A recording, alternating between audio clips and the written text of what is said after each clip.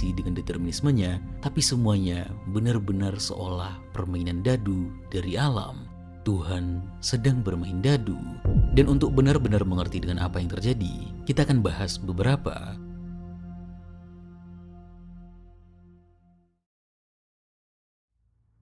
Yang pertama, bencana ultraviolet.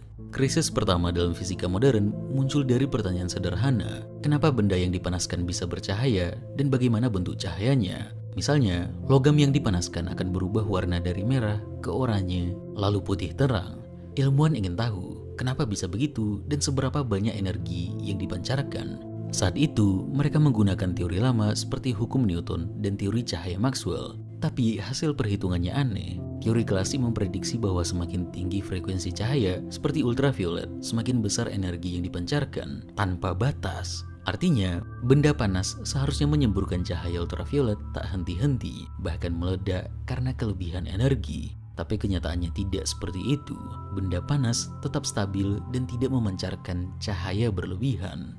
Dapat kita lihat dalam grafik, sumbu mendatar atau horizontal menunjukkan warna cahaya dari panjang gelombang besar atau merah di sebelah kanan hingga gelombang pendek ultraviolet di sebelah kiri. Dan sumbu tegak atau vertikal menunjukkan seberapa kuat energi yang dipancarkan. Hasil eksperimen menunjukkan kurva yang naik mencapai puncak di warna tertentu lalu turun tajam. Tapi teori lama justru memprediksi kurva yang terus naik, tak pernah turun. Ini disebut bencana ultraviolet. Karena teori klasik gagal total menjelaskan kenyataan. Masalah ini akhirnya dipecahkan oleh ilmuwan Jerman bernama Max Planck pada tahun 1900.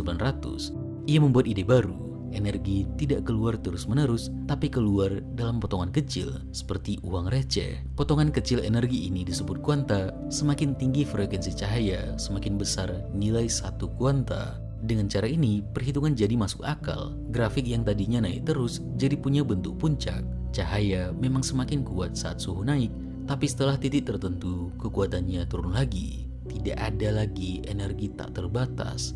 Krisis ini, walaupun untuk awam mungkin biasa saja, sebenarnya cukup mengguncang ketentraman dunia sains. Karena tidak seperti yang mereka yakini, dunia ternyata tidak bekerja secara halus dan mulus seperti yang dibayangkan. Energi tidak mengalir seperti air, tapi dalam paket-paket kecil. Alam ternyata punya cara kerja baru yang belum pernah terpikirkan sebelumnya.